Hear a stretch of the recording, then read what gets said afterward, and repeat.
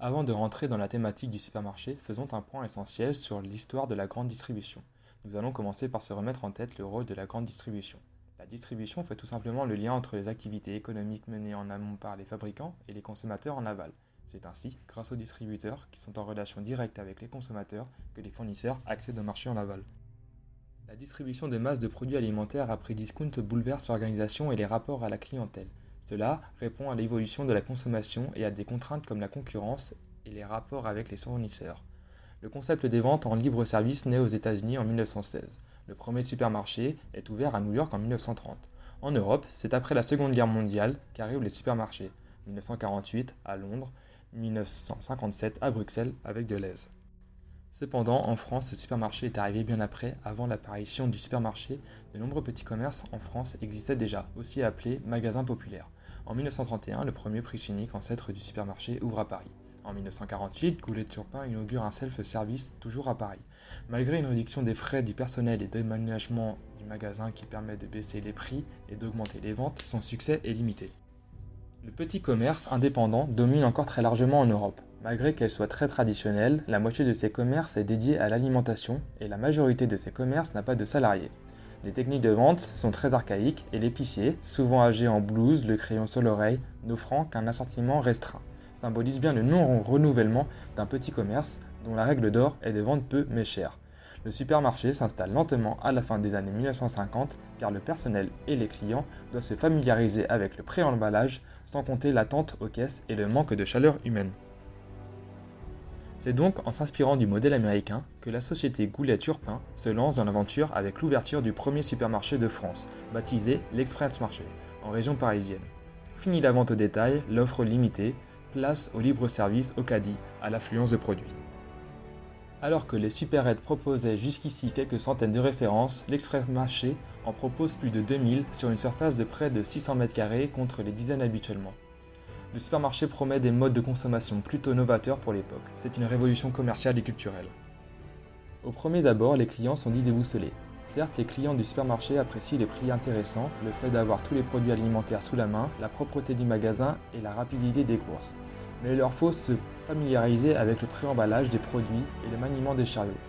Beaucoup déplorent l'attente aux caisses, l'absence de chaleur humaine et le stress inhérent au libre-service. Les mauvaises langues sont nombreuses à déclarer que cela ne marchera jamais. Malgré les réticences, le succès est au rendez-vous et pousse les autres distributeurs à suivre le mouvement et en 1960, le premier supermarché Carrefour est ouvert à Annecy, puis vient en 1961 l'ouverture du premier supermarché Auchan à Roubaix.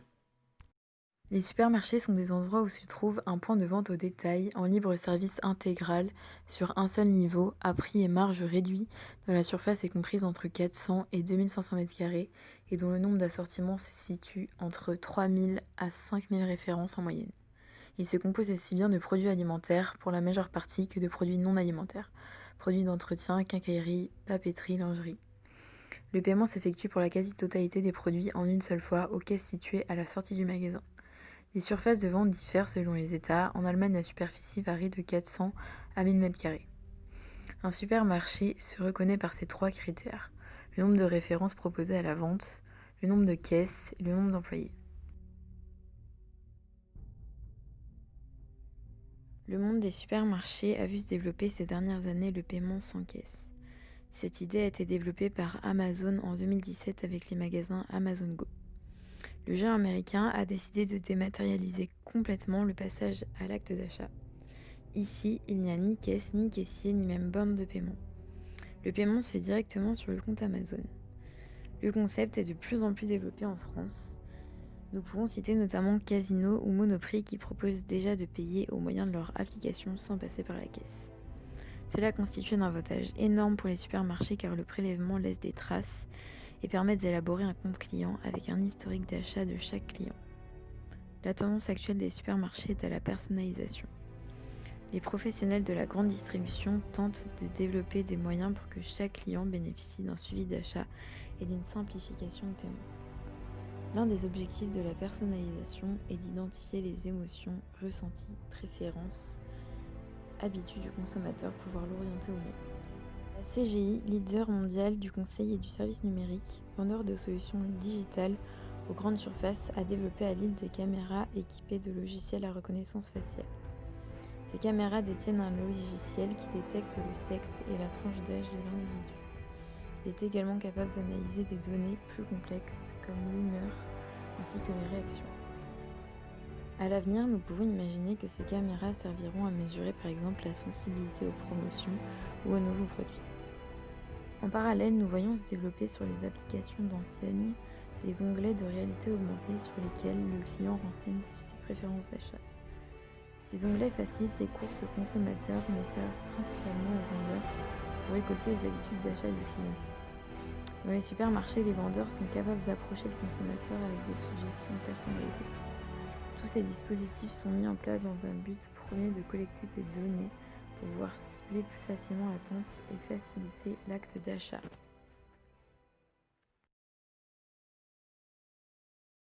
En 1894, à Savenay en Loire-Atlantique, l'épicier Auguste Juel décide de fédérer les commerçants de sa région pour qu'ils puissent faire face à la concurrence des grandes maisons.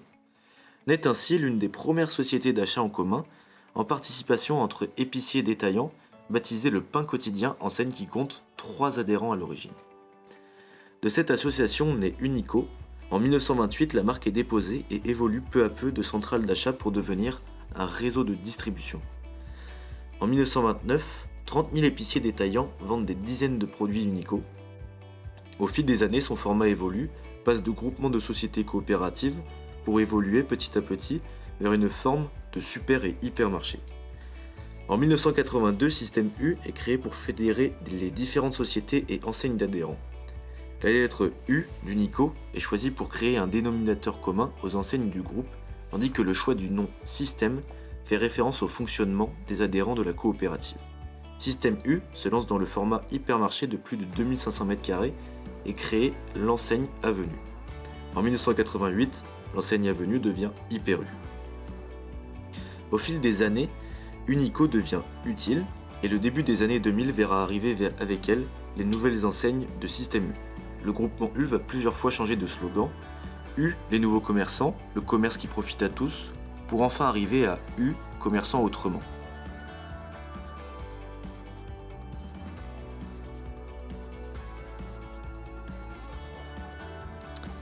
Aujourd'hui, Système U comporte 5 types d'enseignes et un service en ligne pour un total de 1601 enseignes. 67 Hyper U, 750 Super U, 399 Utile, 6 marchés U, 379 U Express et leur service en ligne courseu.com, dans lesquels on retrouve des pôles de services comme U Mobile qui s'appuie sur le réseau Orange qui propose des offres de cartes prépayées et sans engagement, U Location pour des locations de véhicules de transport, un U Culture dédié à l'espace culturel, un U Technologique pour l'espace technologique et aussi des stations de service et de lavage qui représentent 21,5% du chiffre d'affaires de Système U total. U, le commerce qui profite à tous. U, commerçant autrement. Le groupement Système U se porte plutôt bien, avec 10,3% de part de marché en 2019. Une évolution qui l'amène à 10,8% de part de marché en janvier 2020 lui permet de devenir le 4e distributeur français. Sa popularité peut s'expliquer notamment par l'augmentation de l'intérêt des consommateurs pour les commerces de proximité. Sa proximité avec les territoires, la place qu'il accorde aux PME régionales sont donc très tendance. Voyons maintenant Système U en quelques chiffres.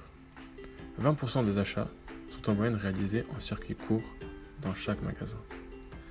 En 2018, 72% de la croissance de Système U était générée par des produits fournis par des PME. 63% des paniers des consommateurs contiennent au moins un produit de PME. Son modèle fondé sur le discount, la proximité et la qualité séduit donc dans les petites villes. 50% des magasins sont situés dans des communes de moins de 5000 habitants. C'est donc un atout de poids face à la situation actuelle liée au coronavirus et une force vis-à-vis des autres distributeurs. Maintenant, nous allons parler de digitalisation. Je vais prendre comme exemple Alchemis. Alchemis, c'est quoi ? C'est une plateforme numérique collaborative qui centralise les données produits en un seul lieu sécurisé.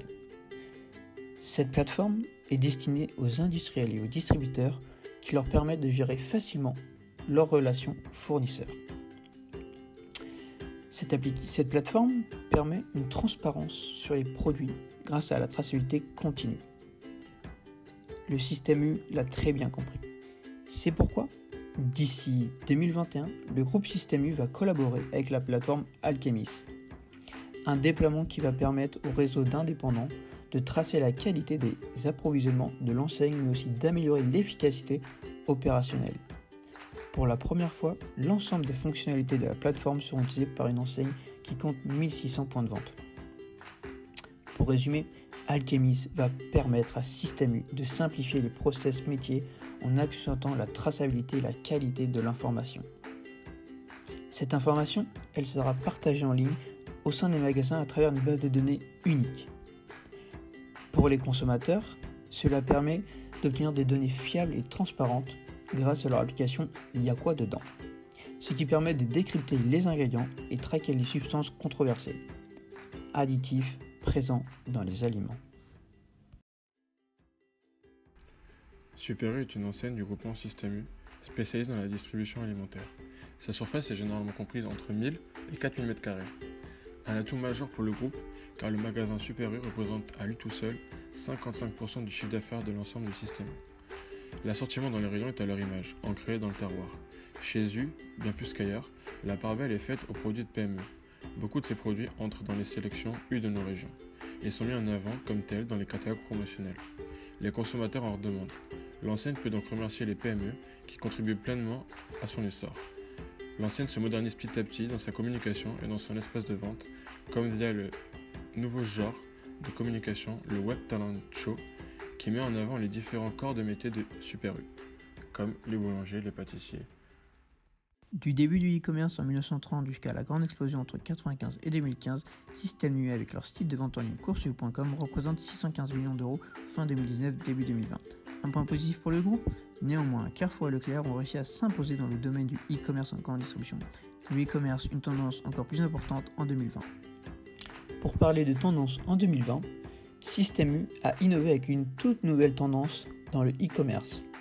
En partenariat avec IPR, qui est un service de livraison à domicile, Système U répond à la toute nouvelle attente des consommateurs dans le contexte actuel. IPR en quelques mots, c'est plus de 150 000 livreurs qui, sur la base du volontariat, livrent aux personnes leurs courses commandées préalablement. Pour Système U, c'est tout simplement une opportunité grâce à leur large implantation de magasins situés dans les zones rurales, ce qui rend ce partenariat adapté aux toutes nouvelles attentes des consommateurs.